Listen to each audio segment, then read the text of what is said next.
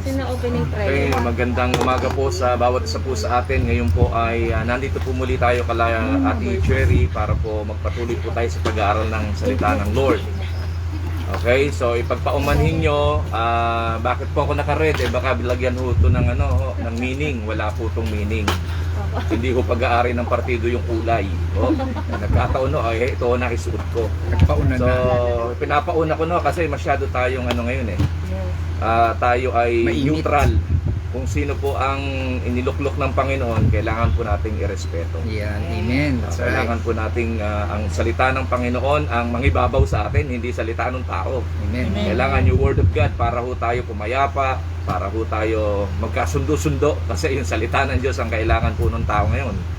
Kaya kailangan yung Word of God mag-pay attention po tayo. Yes, Amen. Merong kalooban ng Diyos sa lahat ng mga pangyayaring nagaganap po sa buhay po natin. Maraming times na hindi po natin naiintindihan ng mga sitwasyon pero merong mensahe lagi ang Lord. Yun ang alamin natin. Ano ang mensahe ng Lord? Hallelujah. So again, tayo po ay magpapatuloy sa ating pag-aaral. Let us pray. Po. Bilang Diyos na makapangyarihan sa lahat, sa oras na ito, Panginoon, nagpapasalamat po kami sa panibagong umaga, Panginoon, na ipinagkaloob mo sa bawat isa. Salamat, O Diyos, sa kalakasan. Salamat sa panibagong umaga, Panginoon.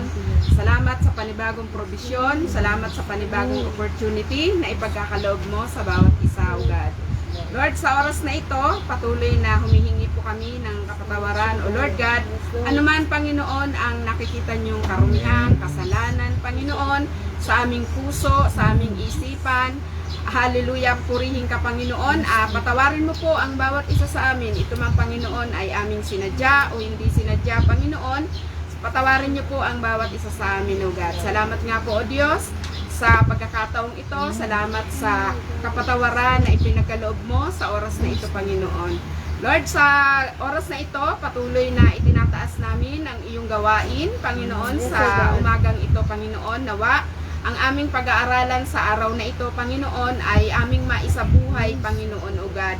Nawa, Lord God, ito, Panginoon, ay matimo sa pinakamalalim ng aming puso, O God, at ma-share din po namin, Panginoon, sa mga tao, Panginoon, na hindi pa kumikilala sa iyo, Panginoon. Dalangin din po namin, O Lord God, ang iyong tagapagsalita, O God, ang patuloy na ginagamit mo, Panginoon, upang maghayag at magturo sa amin, Panginoon, ng iyong mga salita, O God.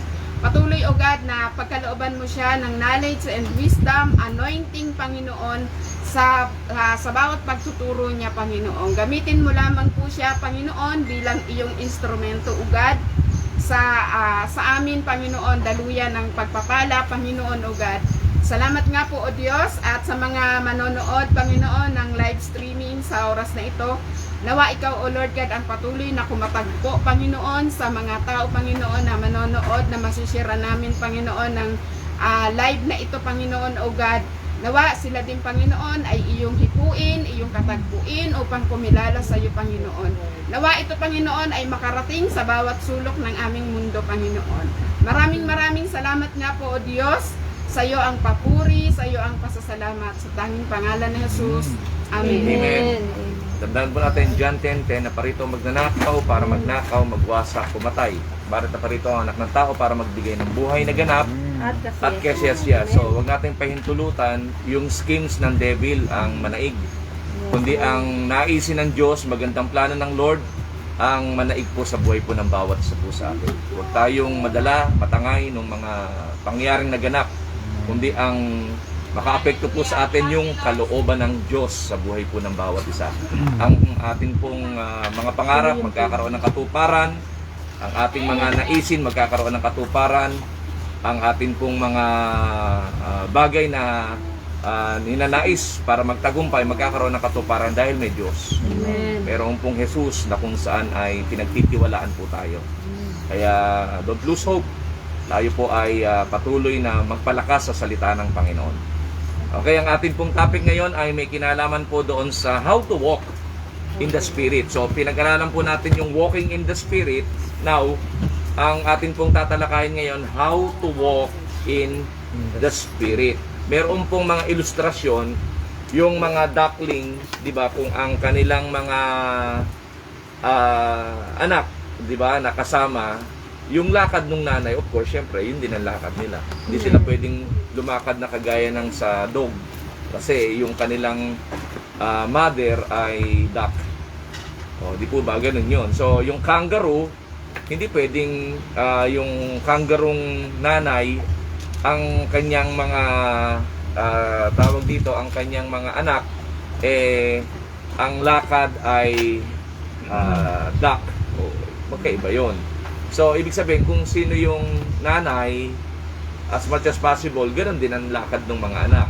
So, tayo rin, pananampalataya ng Panginoon, di ba? For God is Spirit is looking for a true worshiper that will worship in Spirit and in truth. Dapat, ang lakad din natin in the Spirit. So, ibig sabihin, kailan ma-identify natin how to walk in the Spirit.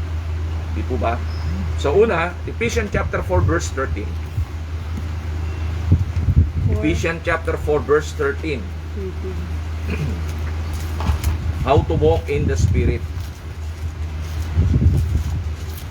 Hanggang makamtan natin ang iisang pananampalataya at pagkakakilala sa anak ng Diyos at maging ganap ang ating pagkatao ayon sa pagiging ganap ni Kristo.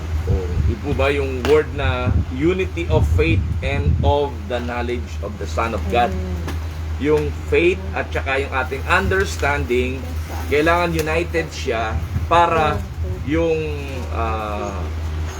liwanag ng kaintindihan natin about the Son of God, and that is Jesus Christ, o di po ba, maisulong po natin sa ating buhay.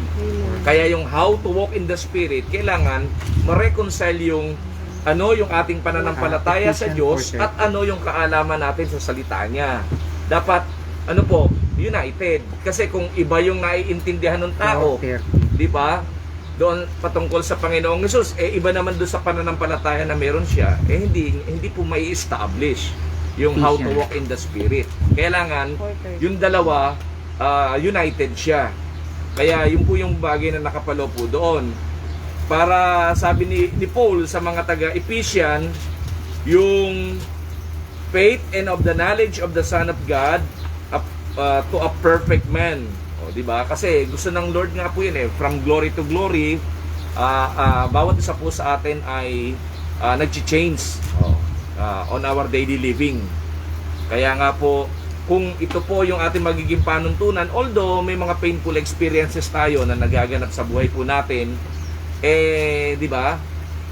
Makakayanan po nating ma-overcome kasi nga sinisikap natin maka-walk in the Spirit. Hindi tayo nai-impluwensyahan ng mga pangyaring nagaganap sa buhay po natin. Amen. Okay. Sa verse na to, sabi ni Paul, talking about the salvation knowledge, but about the full knowledge that is correct and accurate through the relationship with Christ. Kaya kung ang relasyon natin sa Panginoong Hesus tama, yung faith natin, di po ba, lalakas. Yung knowledge natin about Jesus Christ, o di po ba, mas magiging clear. Kasi syempre, inaaral natin yung Word of God ano ba itong Word of God? Ito, di ba, ito ang pagpapakilala sa Panginoong Hesus. Kaya yun po yun. And our relationship with Christ that comes only from prayer and faithful study and of obedience to the words of God. Kaya nagkakaroon po tayo ng kakanyanan na sundin ang salita ng Diyos. Kasi nga po, yung knowledge natin nagiging clear patungkol sa Panginoong Hesus. Hindi hearsay. Hindi kasi kumbaga kultura lang natin na nasabi lang before, ganun na tayo. Di ba? Hindi, tayo mismo ang nakaintindi, nakaunawa na kaya pala, ganun pala. Amen? Kaya yung how to walk in the Spirit, may kinalaman dun yun. Knowledge and our relationship with the Lord Jesus Christ.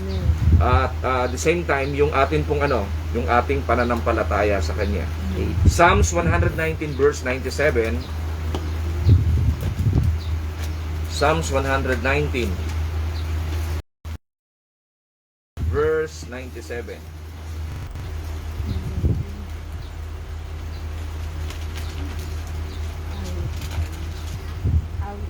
Oh, how I love your law. I meditate on it all day long. Yun, di ba? Hindi pwede kasing yung Ayan na. ayan. Hindi po pwede yung salita ng Diyos, hindi po magpe-pay attention yung Christian kasi yung knowledge niya hindi talaga liliwanag patungkol kung sino ang Panginoong Jesus. Kaya ang sinasabi po dito na kung papaano natin minamahal at pinahahalagan ng salita ng Diyos, di ba? Hindi lang tayo read kundi meditation plus yung studying, isusulong natin kasi nga may tinutuklas tayo. Di po ba? Ang tinutuklas natin, sino nga ba ang Panginoong Jesus na ating sinasamba at pinaglilingkuran sa buhay na ito? So, hindi po pwedeng hearsay di ba? Kundi ikaw mismo, naiimbestigahan mo, naaaral mo, na-meditate mo kung sino talaga ang Panginoong Jesus. So, ibig sabihin, kung mahal ng tao ang salita ng Panginoon, hindi ba niya babasahin ito? Kung mahal niya ang Panginoon, di ba, hindi ba niya aaralin ang salita ng Panginoon? Mahal niya Kaya nga binabanggit po dito di ba? I love your law. It is the meditation all the day. All the day Kaya tama yung sinasabi ng ng Joshua, meditate my word day, night. Kaya dito binabanggit all the day. So ibig sabihin, 'di ba, kay umaga, kay tanghali, kay hapon, gawin mo. Meron kang specific time to meditate His word. Hindi lang basta read. Tama, no? Kaya doon po nag-i-increase yung atin pong knowledge about the Lord Jesus Christ. So, nadidevelop yung atin pong love for God's Word to overcome our lack of knowledge. Nai-eliminate yung lack of knowledge Napapalitan ng di ba? Knowledge from the Word of God. Sabi po ni Woodrow Wilson, I am sorry for men who do not read the Bible every day. I wonder why they deprive themselves of the strength and the pleasure. Natatalo sila ng mga activities na meron sila sa buhay. Mas nagpe-pay attention sa maraming mga bagay, pero yung Word of God, how come daw hindi nabibigyan ng emphasis na aralin? Kung mahal talaga nila yung Word of God, magbibigay sila talaga ng special na oras di ba? Para ito ay aralin, para ito ay meditate. So yun po yung bagay na dapat nating maintindihan doon sa papaano natin minamahal yung batas ng Diyos. Tama, no? Kaya yung pag-aaral ng salita ng Panginoon, hindi po yan parang ini-ignore o nini-neglect. Kumbaga, yan po ay sabihin na nating habitual natin dapat na ginagawa. Kung paano ang mga estudyante nag-aaral sa school, hindi sila pwede mag-absent. Kasi maraming lessons silang hindi maaaral on the day na sila ay mag-absent. Likewise, sa salita ng Diyos, dapat gano'n. Diba? Na hindi tayo nag-skip. Kundi, ang salita ng Panginoon, talagang binibigyan natin ng emphasis na mahalaga. Ito ay aking basahin, aralin, para yung buhay ko, diba, ma-establish yung faith at yung knowledge ko about Him mag-increase. So, kaya, yung walk in the Spirit, how to walk in the Spirit, yun ang mga process. Diba? Yung Word of God, mahalin niya. Yung una kanina, yung knowledge niya about God, dagdagan niya. Yung faith niya, madadagdagan kasi yung Word of God, binibigyan niya ng emphasis. Tama, no? Ang basis kasi ng kanyang buhay, nagiging basis yung Word of God. Tama? Kaya sa panahon natin ngayon, let the Word of God ang spread out po natin. Para maiwasan po natin yung mga, di ba? Dahil lang sa, di ba? Sa election ay hindi tayo magkakasundo-sundo. Tayo po yung mga Pilipinos, magnahalan po tayo. Tandaan po natin, ang kinabukasan natin na kay Jesus, wala sa tao. Kulang ang kakanyanan ng tao. Hindi lang naman po kayo ang nakakadama ng ganyan. Marami po tayo nakakadama. But, try to overcome. Let the Word of God ang maging panuntunan natin. Lord, bless mo po ang bansa namin. Binigyan mo po kami ng ganitong leader. Ano po ang lesson? Amen. Ano ang maiko-contribute namin para mag-perform sila ng mabuti, maayos. Di ba? Kahit sino yung nandyan eh. Ganun din ang gagawin natin. Pagpe-pray din natin sila. Yeah, that's right. Kahit yung gusto at choice ng ibang tao, pagpe-pray din natin sila. Walang nakaka-assure. Di ba? Walang nakaka-assure Amen. kahit sino ang lumagay. Yeah. Eh, ang bansang Pilipinas aangat. Kaya nga sabi ko nga po, for how many presidents ang nag-rule sa Pilipinas na hindi rin natin gusto. Pero buhay tayo. Amen. Buhay tayo. Ibig sabihin, ang Diyos ang nagtustos ng lahat ng ating pangailangan. Mag-perform sila ng hindi maayos, bahala ang Lord sa kanila.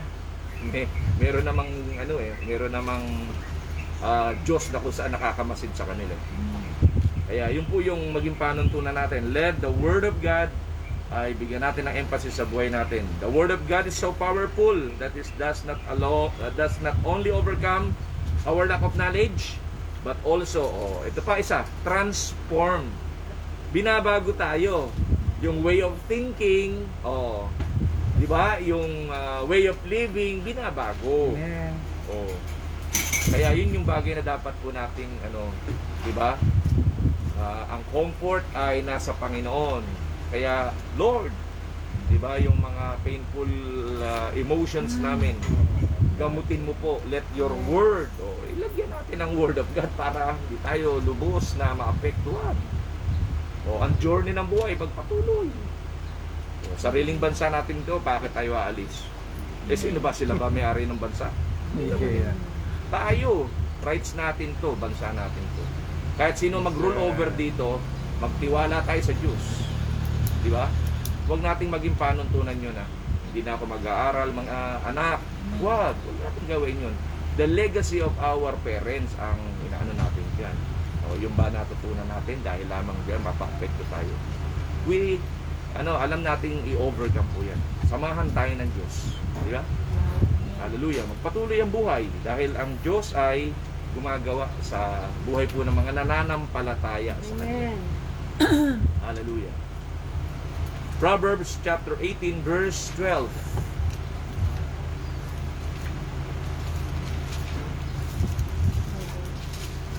Verse 12.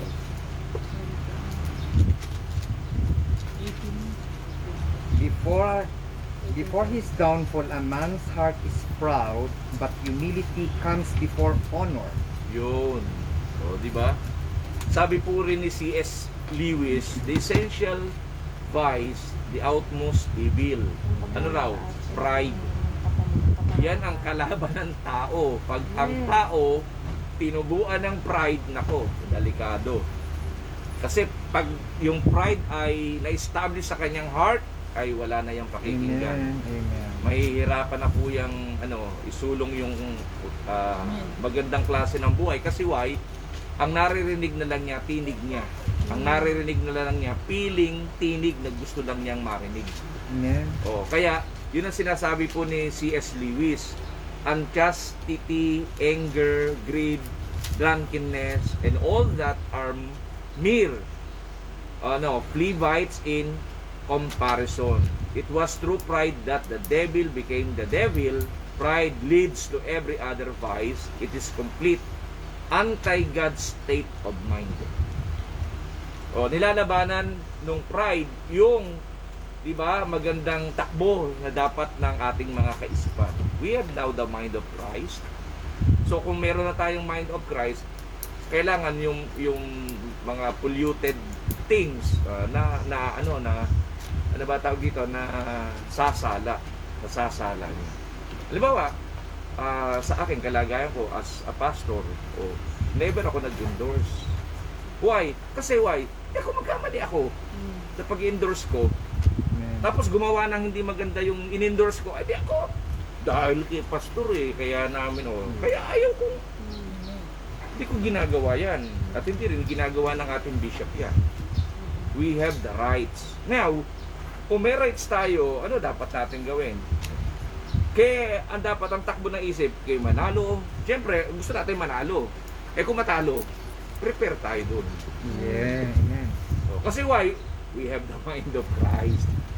Let yung will pa rin ng Lord na masunod Ang tanong, sabi ng marami, hindi po ba yan, di ba, hindi na maiaalaw ng Lord. Nagkakamali po kayo dyan. Tandaan nyo, may permissive will ang tao. Sa panahon ng Israel, noong pumasok sila sa judgment, o yung judges, may pinili silang leader eh. Kasi ang dahilan nila, kaya gusto nilang magkaroon ng leader, nagseselo sila sa ibang bansa na may mga kings. Kaya sabi nila, nag-request sila, bagamat hindi pa panahon na bigyan sila ng king, hindi naman napilitan ng Diyos dahil humihingi sila, binigyan. Huwag natin gamitin ang election doon. Wala election doon. Appointed yun. In-appoint yun. So, ibig sabihin, ang buhay ng Israel eh.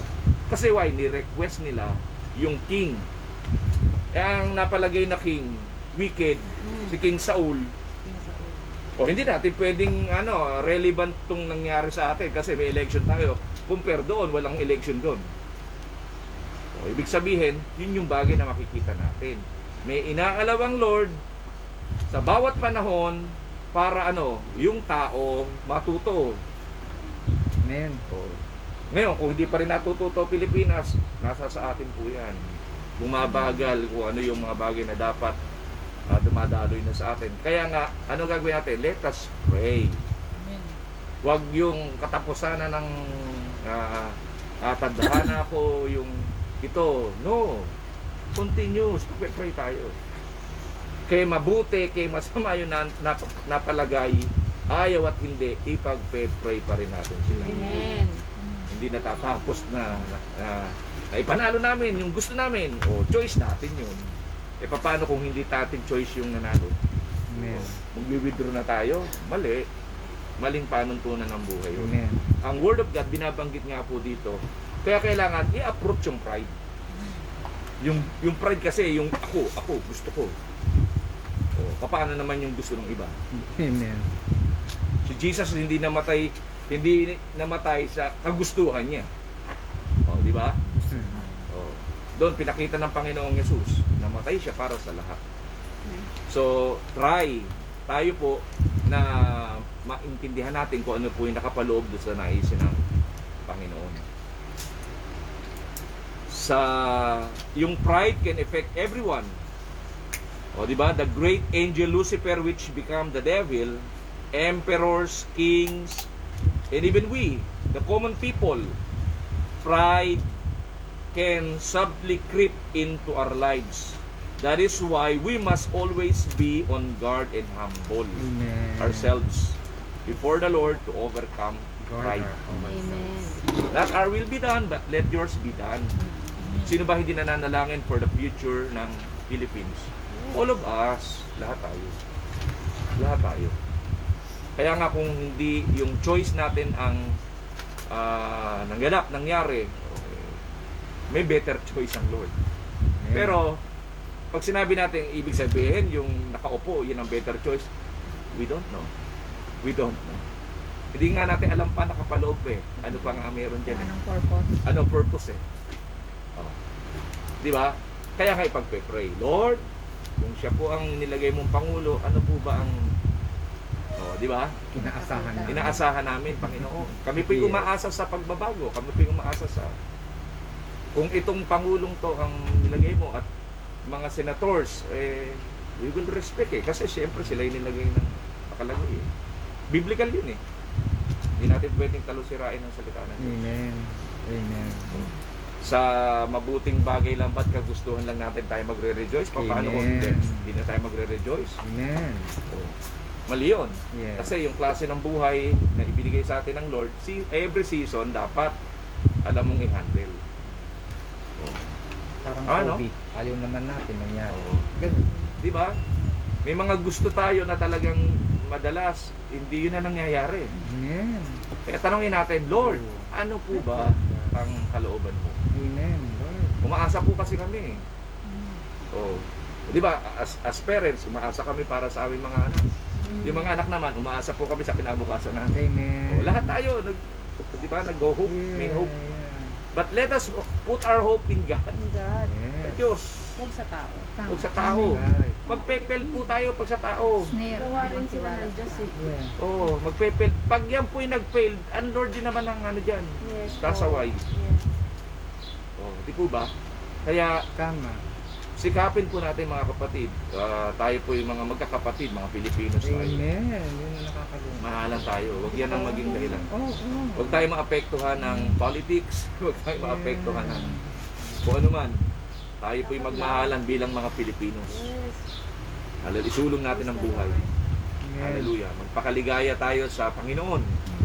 Kasi ang Panginoon ang pinagmumulan ng tagumpay. Amen. Glory to God. Malay natin, sa ganitong pangyayari, may gawin ng Lord. Di ba? Hindi limitado ang Diyos sa kakanyanan eh. May mga pangako. Yes, may mga promises ang Lord kasi. Pwedeng panghawa. Oo. May pinasabi na ang Lord sa mga prophets. So, tayo umaasa doon. Lord, kailan maganap yan? Oo, hindi alam.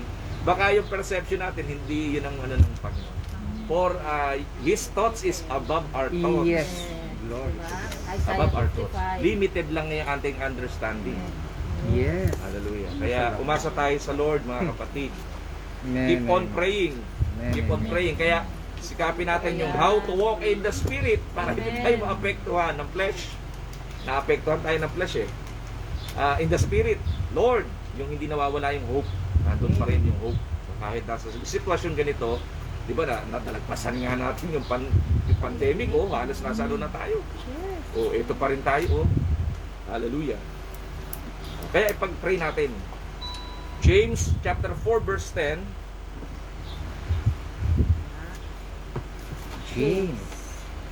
James 4 verse 10.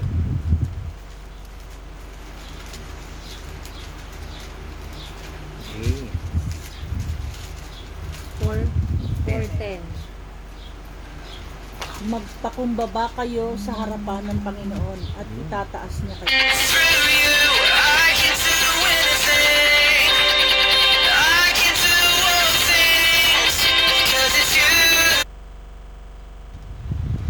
Ano po, yung sa PSA. Tumatawag yung sa PSA. So, humble yourself in the sight of the Lord, di ba? Sabi doon, and He will lift you up. Yung lift up, ang original po nun, hapsu. Ang ibig pong sabihin ng hapsu, height. So, ano po ang ibig sabihin po nito? Ang naisin po dito sa lift up ay may kinalaman doon sa spiritual privileges given to us. Kung tayo po ay magpapakumbaba, itataas daw tayo ng Panginoon. The antidote ng pride is humility. Amen. Kaya kung wala po tayong hakbang na gagawin ng pagpapakumbaba, ay yung pride ang talaga mangingibabaw. Amen. Hindi po tayo makikinig kahit kanino. Pero kung sisikapin po natin sa biyaya tulong ng Panginoon, hallelujah, magagawa natin magpakumbaba. Humbling ourselves means recognizing that our worth comes from God alone. Hindi on our own. Na mabait ako, patulungin ako, hindi yon. Amen. Kundi grace from God.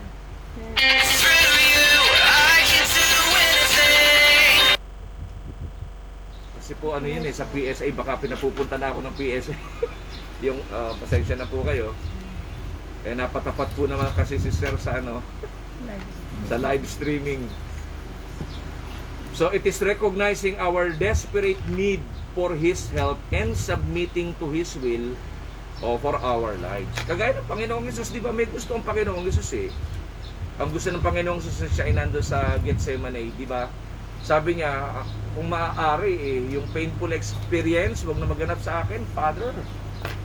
O di ba? Bilang tao, biro nagre-request siya, wag maganap sa akin ang saro ng paghihirap na ito. O gusto niya yun eh. Permissive will yung ginagamit ng Panginoong Jesus during that time. Pinapakita na bilang tao, merong permissive will ang tao. Pero sabi niya, pero hindi yun ang kalooban mo. So, di ba nabanggit niya, but not, ginamitan ng conjunction ng but eh. And,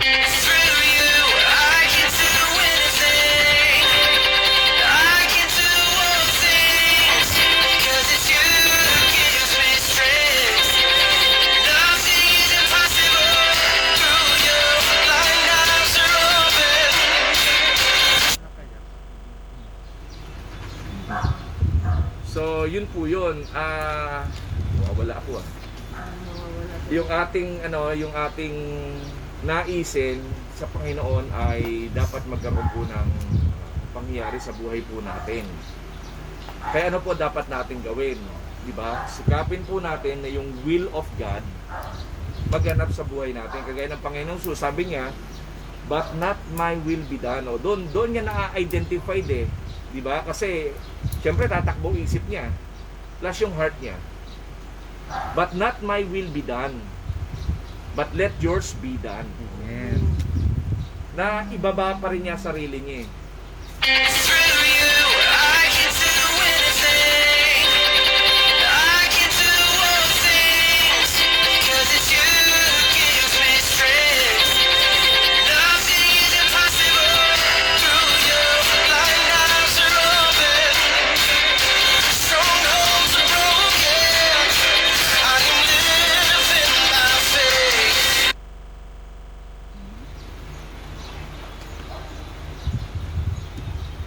Sensya na po kayo kasi PSA officer po yun. Hindi po niya alam kasi naka-live stream po tayo.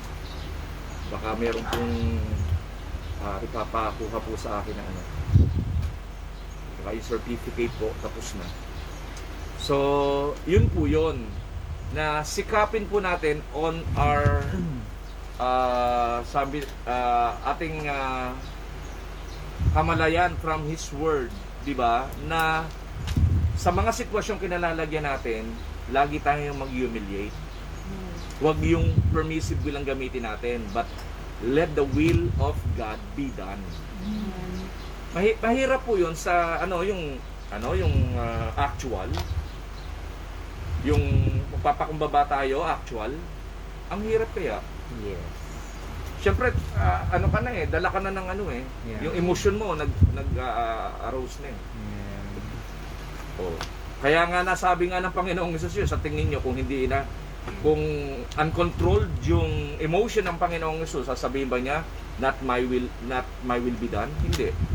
Sabi niya, Panginoon ama pa naman kita, maaaring sumbatan niya ang ama. But because controlled siya, kasi nga, nakatulong yung knowledge, no?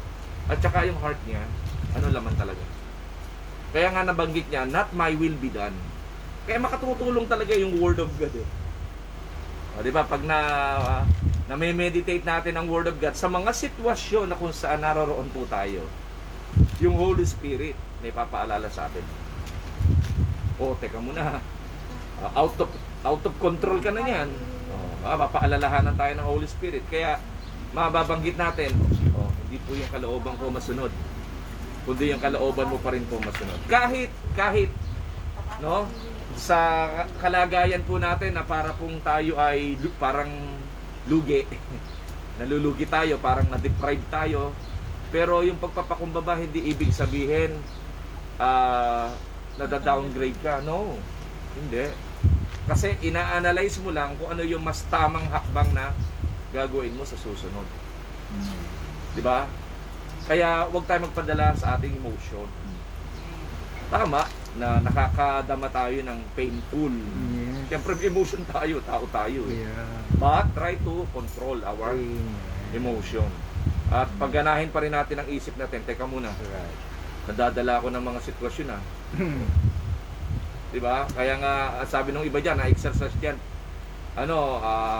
stop, take a deep breath, drink water, ganun daw eh. Inhale, exhale. Inhale, exhale. O doon, mapaprocess yung isip mo. Teka muna nga pala, tama. Diba? Kasi sabi ng marami, at ito ay pangyayari, yun daw mga taong galit, mahirap makinig. Amen. Nabibingi raw yung mga taong galit. O sa totoo po, Totoo yun. sabi ng mga psychologists yan, kaya dapat natin gawin? Huwag babanggain. Kailangan, ka lang, kalmado ka lang. Pakupain mo. Kasi yun nga sabi nila, ang taong galit, bingi. Pero yan daw, pag nag-subside na yung niya, yung galit niya, makikinig naman. So, ganoon din tayo. Kasi ang mahirap po niya yung actual nga eh. Principle, di ba, natin, ipoprograma natin ang isip natin. Yan na magpakumbaba. Yung actual. Paano mo ipapakita? Sa bawat sitwasyong iyong nararanasan. Kaya kailangan, di ba, yung Holy Spirit, laging pakinggan natin ang tinig. Ang Panginoong Yesus, ganun siya meron. Sabi niya, maari ang saro ng paghihirap na to, huwag ko na pong maranasan. Pero, nung nakapag-isip siya, but not, nilagyan ng conjunction, but not my will be done, but let yours be done. Natutunan pa rin niya magpakumbaba. So, ganun din sa sitwasyon po natin. Tandaan nyo, ang nagpapakumbaba, tinataas ng Diyos. Amen. Ang nagmamataas, ayan ang binabagsak ng Panginoon. Kasi hindi marunong makinig. Pero kung tayo po ay yung Word of God, napapakinggan natin, di ba, consistent, yung Word of God na established sa heart. Tama, no? Kaya yun po yun eh. Antidote to pride is humility. Humbling ourselves means recognizing that our worth comes from God alone. Hindi kung kanino. Yung worth natin nagmula sa Diyos. It is recognizing our desperate need for His help and submitting to His will for our lives. Kaya, yung pagpapakumbaba, pagsasubmit ng buhay natin sa Panginoon. Hindi kung kanino man, kundi sa Panginoon. At the time of na tayo ay nagsasagawa noon, ang Diyos naman po, di ba, natatanghal po sa ating pong mga buhay. Okay lang, mababa tayo, basta si Jesus ang mataas. Di ba? Okay lang po yun. Hindi kawalan po yun. Kung tayo ay patuloy na magpapakumbaba, ang Diyos ang naluluwalhati sa buhay natin. Kasi even Jesus Christ, di ba, siya nilook down siya. Pinagbintangan ng kung ano-ano. Pero, hindi niya pinatulan, di ba? Nakapako siya sa krus, tinudla yung kanyang wala naman siyang kasalanan. Hindi siya umimik. Basta sinabi lang niya, Father, into your hands I commend my spirit. Kasi mahal mo sila, mahal ko rin sila. Amen. Kung binabato nila ako ng kung ano man at chinurge nila ako ng mali, ikaw po yan eh. Pinakita pa rin niya. At the end, di ba siya tagumpay? Siya yung victory. Siya yung victorious. Tinaas siya ng Lord eh. After 3 days nabuhay na nagmuli siya. Talagang na-amaze yung mga tao eh. Kaya yung mga nag-accuse sa kanya, hanggang ngayon pinakalat. Ninakaw. Tingnan nyo, hanggang ngayon, ini-establish na yung lie. Yes, Still, hanggang ngayon. Yeah. Yun ang kanilang pinangalat. Kaya nawala yung bangkay ng Panginoong Yesus, ninakaw daw. Hindi na buhay na nagmuli. Hindi nila, binura nila yung truth. Yung tsuri nila ang pinangalat. Pero what? Ano ang totoo? Nabuhay na nagmuli, Panginoon. May nakakita eh. Di ba? May nakasama si Jesus eh. Ibig sabihin, establish yung testimony sa court. Isang witness, dalawa. Pag nagtatlo yun, matibay ang mo. 3 witnesses mo eh. Kay Jesus, ilan na nakakita? 120 yung believers na nakasama pa niya bago siya nag-ascend sa heaven. Establish. Hindi man paniwalaan ng maraming tao, pero may mga tao naka-experience. Isa tayo sa nagpapatotoo. Di ba? Na si Jesus buhay. At hindi siya mamatay magpakailan-kailan pa man. Amen. Hallelujah. Hindi man tayo paniwalaan ng marami, pero may maniniwala. Umasa tayo, may maniniwala. Amen. Hallelujah. Dahil lahat ng tao kailangan ng Panginoong Yesus. Amen. This country needed Jesus. Amen. Hindi kung sino man mahuhusay na leader. Ang kailangan po natin si Jesus. Even the leaders, kailangan po rin nila ang Panginoong Jesus. Now, let us pray for them. 1 John 2:15 hanggang 17. 1 John 2:15 hanggang 17. Huwag ninyong ibigin ang sanlibutan o ang mga bagay na nasa sanlibutan. Ang umiibig sa sanlibutan ay hindi umiibig sa Ama. Ang lahat ng nasa sanlibutan, ang pagnanasa ng laman, ang pagnanasa ng mga mata, at ang pagmamalaki sa buhay na ito ay hindi nagmumula sa Ama kung hindi sa sanlibutan. Yo, di po ba? Kaya ano yung bagay na nakapaloob? Yung world ay minention na ito raw po ay present evil system that is ruled by Satan and opposed to God. O, di po ba? Worldly mindedness does not only include a set of explicit sinful behaviors, but it is also certainly includes the yung internal heart attitude. Ano yon? Una, lust of the flesh. Ano po ang pinapatungkulan ng lust of the flesh? Diba? Desire to fulfill pleasures. Physical desires. Yun yung lust of the flesh. Pangalawa, lust of the eyes. Ano naman ang ibig sabihin ng lust of the eyes?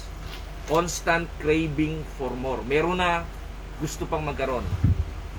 Lust of the eyes, ang tawag po doon. Pangatlo, pride of life. Ano naman yung pride of life? Desire of power or possession. So, yan ngayon. Meron sa panahon natin ngayon. Di ba? Pride of life.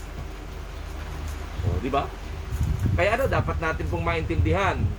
Worldliness is excluding God from our lives and therefore, consciously or unconsciously accepting the values of man-centered society. Worldliness is not only doing what is forbidden, but also wishing, if were possible, to do it. Or, ano pa raw po, of its distinctives in mental slavery to illegitimate pleasure. Oh. Kaya kung merong nagdikta sa atin, kaya ayaw nga natin gawin yun eh. Nagkakaroon lang po tayo ng interruption sa internet. So, ano po ang nakapaloob po doon? If we are not nourished by the Word of God, we will, satiate ourselves with crumbs from the world. Kaya, napakahalaga ng salita ng Diyos na aaral po talaga natin. Amen? Para ma-overcome po natin yung lust of the flesh, lust of the eyes, and the pride of life. Diba? Kaya yung how to walk in the Spirit, hindi madali, pero matututunan po talaga natin. Mahalaga talaga yung Word of God. Romans 12:2, pangalawang verse sa babasahin po natin bago tayo magtapos. Romans 12:2.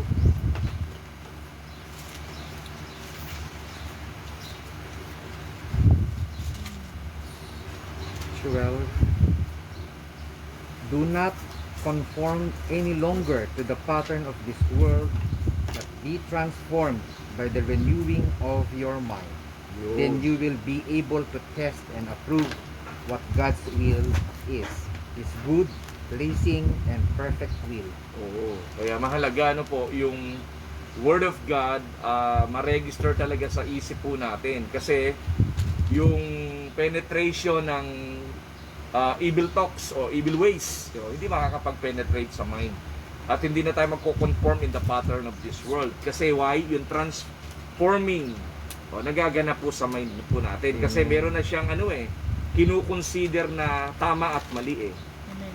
Kaya nire-reject niya yung hindi ayon sa kalooban ng Panginoon, hindi ayon sa salita ng Diyos, nire-reject niya. Unlike noon, di ba, tanggap lang ng tanggap yung mind natin. Pero ngayon, hindi. Meron ng filter.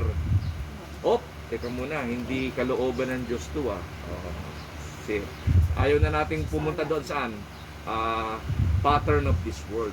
Kasi why? Nagkakaroon ng kaganapan yung transforming. Amen. Di ba? Yung transformation. Kaya nga, do not conform in the pattern of this world. Ano ang pwedeng maging paraan para hindi tayo mag-fall into the pattern of this world, yung conforming in the pattern of this world, di ba? Renewing of mind. So day to day, because of the Word of God, yung renewing of mind nagaganap. Naki-cleanse yung ating pong mga kaisipan. Kaya nga nakatutulong po yung ating di ba? Pinopost sa ating mga GC yung Word of God. Kasi doon, biro nyo na, i-explain natin yung scripture, yung text na binabasa natin, and then after ng explanation, meron tayong application. Praise God. Paano nangyari yun? Works ng Holy Spirit yun. Ibig sabihin, yung mind natin, nakakapag-process na siya, naiintindihan na niya kung ano yung nababasa natin from the Word of God. Hindi katulad dati na pag nagbasa tayo, ang lalim, hindi ko maintindihan. Pero ngayon hindi na, nakakapag-explain na nga eh. O, di ba? Biyaya tulong ng Espiritu ng Diyos. Amen, Walk in the amen. Spirit. O, di ba? Kaya yung application, ano na natin, na i-connect na natin sa atin day to day. Pag nabasa ng iba, pag napagpala, talaga may sinasabi pa eh. Yeah, praise God, kapatid. Napagpala ako doon sa sinabi mo, sa pinos mo. Ako talagang natural po sa akin yung ganon. Nagla-live po ako. Wala po akong bias. Pero hindi ibig sabihin, hindi ako na-bless doon. Hindi be-bless ako doon. Pagka nag-react ka, ibig sabihin, binasa mo. Nagustuhan mo yung, di ba? Kaya praise the Lord. Yun yung renewing of our mind by God's Word to overcome our desire for power or possession. Di ba? Hallelujah. Kahit mahaba, di ba, natsaga nga natin eh. At Joshua, ang haba ng mga explanation at siyang application. sa ano po kasi, sa full life, sa Kabuyaw, maikli. Mga Dalawang one sentence. sentence. Ako One tinatry sentence ko sila eh. talagang exit. Pero ibig sabihin, kaya mahaba, kaya yung thought, nandun. Pastor, Yung mahalaga yung doon. kagabi ang ginano ko ito. Sinend ko ang ikli. Namagit kaya nila. Okay lang po yun, basta kasi yung thought. nakukulangan eh. Opo. Nakukulangan ako mismo. Hallelujah. Ang mahalaga doon, yung yung thought ng sinasabi mo. Yun naman sa akin, Pastor. Yung bang tuloy-tuloy, parang may nag-feed. Oo. Namalayan ko na, ang haba na. Kaya mahaba, kaya maikli. Basta naiintindihan natin. Ibinasa natin. Kasi nga marami hirap umintindi. Okay lang. Why? Kasi nga hindi pa nadidevelop yung walk in the Spirit. Pero pagka na-develop na yung walk in the Spirit, ipipid ka na ipipid ng Holy Spirit. Hallelujah. Enjoy ang Holy Spirit magsabi sa iyo kung ano yung nakapaloob sa binabasa mo. Amen. Hallelujah. Hebrews 4:12. Yan ang yung huli. The scripture nating babasahin. Then pagpapatuloy po natin to next week. For the word of God is living and active, sharper than any double-edged sword. It penetrates even to the dividing soul and spirit, joints and marrow. It judges the thoughts and attitudes of the heart. Yun. O, di ba? Kaya nga po, much of the work is done by God's Spirit in us. Di ba? And the tool most frequently used in God's Word. Our minds become first informed and then conformed to the pattern of God, the pattern of which we were originally designed. O, kaya praise the Lord, nagkakaroon tayo ng kapahayagan mula sa atin pong Panginoon. Kasi nga yung salita ng Panginoon, double-edged sword pala yan eh. Hindi lang yung tao nakukonvict na nakikinig, kundi ikaw mismo yung nagsishare. Ang hirap kaya mag-share nang hindi mo naman hindi mo naman ginagawa yung sinashare mo. Mahirap. Kaya nga pag nag-share po tayo, see to it, tayo mismo, di ba? Ginagawa natin yung sinashare natin. Kaya ako, sinasabi ko po lagi yan, huwag nating i-practice yung Pharisees faith. Yung Pharisees faith, ito ang pinagagana utak. Pero yung conviction, hindi. Kaya sabi ni Jesus, di ba, tinuturuan nyo ng mga bagay na mahirap yung tao, pero mga daliri nyo, hindi nyo mabaluktot para gawin yung itinuturo nyo. O, wag po natin gagawin yun. Kundi tayong lahat, nagsisikap, di ba? Ano tayo, yung, lagi ko pa nagagamit ngayon to eh. Nare-retain po kasi sa isip ko yung binanggit ni Pastora Rachel na yung walk you talk. Walk your talk. Di ba? Kung ano yung sinabi mo, ikaw ang gagawa nun. Una, huwag mong pagagawa lang sa kanila. Hallelujah. Amen? So, yung how to walk in the Spirit, yun. Walk your talk. Kung ano yung pinasasabi ng Holy Spirit, ikaw ang unang gumagawa. Role model tayo. Kaya, sabi ni Jerry Bridges, sabi niya, we cannot effectively pursue holiness without the Word of God stored up in our minds where it can be used by the Holy Spirit to transform us. Kaya nga yung pagbabago nagaganap po yan sa buhay po natin effectively. Hindi lang natin maaring na-obserbahan, pero yung ibang tao, na-obserbahan nila yun. Di ba? Unless na sabihin sa atin, uy, nagbago ka na. Talaga, nagbago, merong nabago sa akin. Mahirap naman yung sinabi ko, uy, nagbago na ako. Alit, saan? Sabihin naman ng mga tao. Kailan? Parang wala naman. Mahirap yun. Di ba? Yung sinasabi mo, hindi mo ba nakikita? Wala nga eh. Hindi naman. Mas maganda sila na mismo. Uy, alam mo, may nagbago sa'yo. Yun yung maganda, di ba? Kasi na-establish yung testimony ng Panginoon sa buhay natin. Kaya yung how to walk in the Spirit, again, hindi siya madali. Kasi why? Day to day yan eh. Day to day. Makakatulong ang salita ng Diyos, makakatulong ang pananalangin, makakatulong ang pag-aaral ng salita ng Panginoon, makakatulong yung pagsasabuhay ng salita ng Diyos. Yeah. Para yung naisin ng Panginoon, maisulong nga po natin sa buhay po natin. Diba, tandaan po natin, hindi naman natin piniplis ang tao. Ang piniplis po natin, walang iba kundi ang Diyos. At habang napiplis po natin ang Panginoon, ang Diyos naman, nagdodro naman ng mga tao. Para maligtas sa pamamagitan po natin. Hindi tayo ang Savior, hindi tayo ang convictor, di ba? Pero ang role natin, di ba, mag-usher ng tao. Amen. So, hallelujah. Kaya purihin ng Panginoon, amen. Kahit po sa ganitong sitwasyon ng kalagayan po ng buhay po natin, tuloy-tuloy po tayo, di ba? Naaaral natin ang Word of God. At marami pong mga tao ang, di ba, na-encourage na ang salita ng Diyos ay kanilang napapakinggan at naaaral at the same time. Kaya purihin ng Panginoon, hanggang doon lang po yung ating pag-aaral. Next week, tutuloy po natin.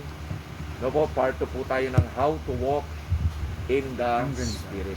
So, tayo po ngayon ay dadako sa pananalangin. Ayan po tayo mga prayer request. Wala. Sino yung closer? Sino yung closer? Pwede ako muna. Sige po, bago tayo magwakas, tayo po ay mananalangin. Okay, hallelujah. Sige po, closing prayer po tayo. Heavenly Father, thank you for calling us, O Lord, today, Lord, for giving us your word, O God. Open our hearts and mind, O Lord, na ang lahat ng ito, Panginoon, ay aming matanggap sa aming mga puso at maisagawa namin sa aming buhay, Panginoon. Lord, pagbuklugudin mo po kami at pagkaisahin mo po kami. Lord, we do not encourage division in our life, O God. Naway, Panginoon, na ang bawat isa, Panginoon, ay maghilom na at magbalik loob sa iyo, O God. Help us, O God, to engage and to commit ourselves, O God, in our daily time devotion, O God. Sa ganitong paraan, Panginoon, ay kami ay nagpapalakasan at Panginoon sa pagbabahagi ng iyong salita, Panginoon, ayon sa aming kaalaman at karunungan, Panginoon, na ipinagkaloob mo. Gamitin mo po ang bawat isa, Panginoon, upang magpatuloy sa gawain mo, Panginoon. Lord, maraming nabibless sa ganitong gawain, Panginoon. Lalo po palakasin mo po kami sa pananampalataya upang ang lahat ng ito ay aming maisulong sa aming mga buhay, Panginoon Diyos. Yes, Lord. Alisin mo po sa amin ang pagkakaalit, Panginoon. Kami ay umaasa sa pagkakaloob mo sa amin ng banal na Espiritu, Panginoon, upang ang bawat isa ay magiging katanggap-tanggap ayon sa aming pagkatalaga sa pangalan ni Jesus, Panginoon Diyos. Hallelujah, O God. Naway, Panginoon, wag mo kami atangan ng mga mabibigat na problema upang wag naman po kami magkaroon ng pagkakasala at matukso sa kasalanan, Panginoon, at kapipisuran ng aming kapwa, Panginoon Diyos. Sa iyo kami nananalig at nananangan sa maibibigay mo sa aming kakayanan, karunungan, na kami, Panginoon, ay nagpapatuloy at umaasa sa iyong pagpapala. Yes. Lord, ang lahat ng ito, Panginoon, ay aming isinusuko at hinihingi namin ng tawad kung kami man, Panginoon, ay nakasakit ng damdamin sa aming mga kapwa, Panginoon. Patawarin mo po kami, Lord. Hindi po namin inaasahan na kung minsan ay may pagmamalabis at Lord, nakakalimot kami, Lord, sa aming mga sarili at nakakagawa ng hindi mabuti, Panginoon, sa aming kapwa. Maghilom nawa, Panginoon. ang mga bagay na ito, Lord, na aming pinagdadaanan sa Amen. buhay, Lord. Hindi po namin sadya ito at kagustuhan sa aming pangbuhay, Lord. Ngunit sadyang nang nangyayari, Panginoon, naway magliwanag ang bawat isipan, Lord, at matanggap ang aming paghingi ng tawad, Panginoon Diyos. Lord, ninanais namin, Panginoon, na makapagpatuloy sa gawain mo at makapaglingkod kami ng tapat, Panginoon. Hindi namin saklo, Panginoon, ang mga bagay na nangyayari, Lord, sa aming buhay, Panginoon. Naway, tulungan mo kami, Lord, na kami ay makalaya sa ganito, Panginoon Diyos, upang hindi po kami, Lord, sanhi ng pagkakasalan sa aming kapwa, Panginoon Diyos. Yes. Lord, mangibabaw ang kapangyarihan mo, Lord, at kagustuhan mo, Panginoon, sa bawat isa. Ang lahat ng ito ay aming dalangin sa pangalan ni Jesus. Amen. Amen. So, keep safe always po. See you next week. To God be all the glory. God bless us all.